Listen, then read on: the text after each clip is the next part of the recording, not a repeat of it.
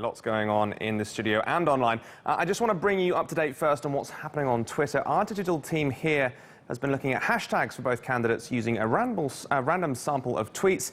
They looked at two hashtags, one for Hillary, hashtag I'm with her, one for Donald Trump, hashtag MAGA, an acronym for Make America Great Again, which, as we know, is Donald's campaign slogan. The Hillary hashtag was being used by 60% of those random samples, taken between the hours of 0600 and 1700 CST. Donald Trump's hashtag, meanwhile, used it in just 40% of those. That's out of 87,000 tweets sampled. Just an idea of how things are looking on Twitter. OK, let's take you back down to the ground now, though, see what's happening. This is the scene from the voting neighborhood of Prospect Lafayette's Garden in Brooklyn. Quite a long line, I think you'll agree with me. A bit of sunshine getting in the lens there. This is people queuing up in Brooklyn. New York, of course, a heavily Democratic-leaning state, almost certainly going to Hillary Clinton. Seeing this might make you feel a little bit better about voting turnout. Elsewhere, though, we have picked up some photos getting traction on Twitter. These two photos tweeted from the account @Ari Berman, accusing Trump supporters of blocking the entrance to polls and intimidating voters in Coral Springs, as you can just see there. This has been retweeted about 11,000 times. We should add that these pictures appear to have been sent, according to the tweet, from a volunteer working with Hillary Clinton's campaign, though.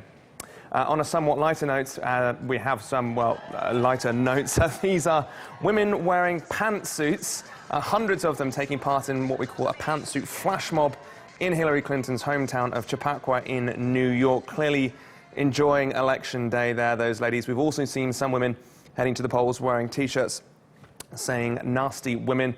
That, of course, is a reference to Donald Trump calling Hillary Clinton a nasty woman during one of the debates. This is Instagram user Ashley Erin Baker.